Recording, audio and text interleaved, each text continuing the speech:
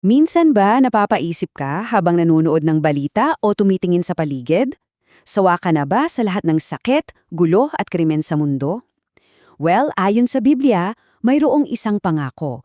Isang pangako ng tunay at pangwakas na kaligtasan. At yan ang sisilipin natin ngayon. Ito siguro yung tanong na nasa isip nating lahat. May takas pa ba sa lahat ng kaguluhang ito? Kasi sa gitna ng parang walang katapusang problema, natural lang na maghanap tayo ng kahit kaunting pag-asa, di ba?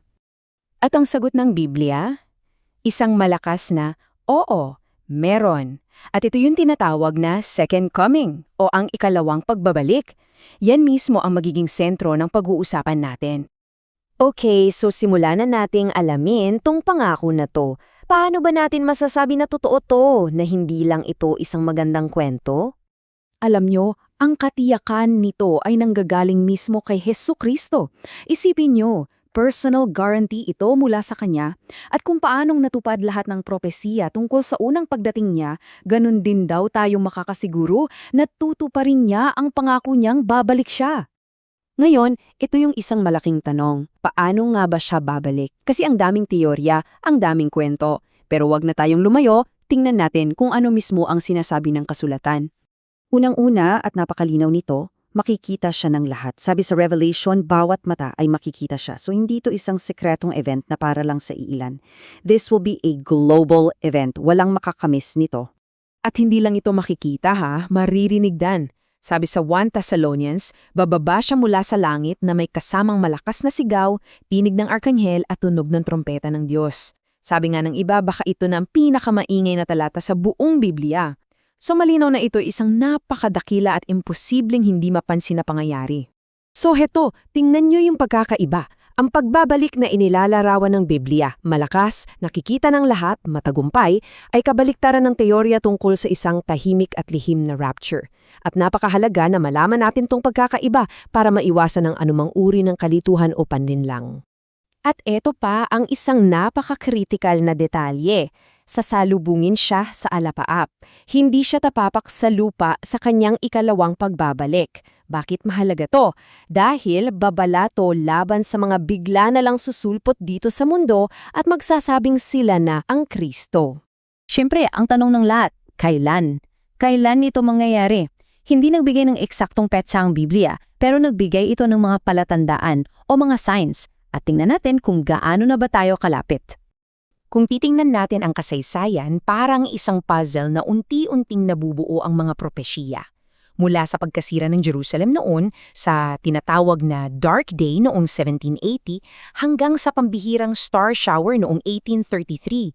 Lahat yan parang mga signpost na nagsasabing malapit na at nagtuturo sa mga huling tanda na nararanasan na natin mismo ngayon. At ano-ano tong mga tanda sa panahon natin? Pamilyar ba sa inyo to? Paglalaan na karahasan, pagbaba ng moralidad, pagiging makasarili, pagkahilig sa kalayawan, ang pagsabog ng kaalaman sa internet, pagdami ng mga hindi naniniwala, mga sakulan na parang mas malala kaysa dati, at ang pangangaral ng Ebanghelyo sa buong mundo. Parang binabasa lang natin yung headlines ngayon, di ba? Sinasabi ng Biblia, pag nakita na natin lahat yan, malapit na malapit na. So, sa pagdating ni Jesus, ano ang mangyayari sa mga tao dito sa mundo? Inilalarawan ng Biblia ang dalawang magkaibang kahihinatnan. Para sa mga matuwid, yung mga tumanggap sa Kanya, bibigyan sila ng katawang hindi namamatay at sasama kay Jesus sa alaapap. Pero para sa mga masasama, sa mga tumanggi sa Kanya, sila ay mamamatay dahil sa sobrang liwanag ng Kanyang kaluwalhatian at ang mga katawan nila ay maiiwan sa buong mundo. At iyang mismong planeta natin, grabe ang epekto. Isang napakalakas na lindol daw ang yayanig dito at maiiwan ang mundo na wasak at parang isang ilang. Sa harap ng lahat ng impormasyong yan, may isang tanong na mas mahalaga kaysa sa lahat at ito para sa bawat isa sa atin. Paano ba tayo magiging handa?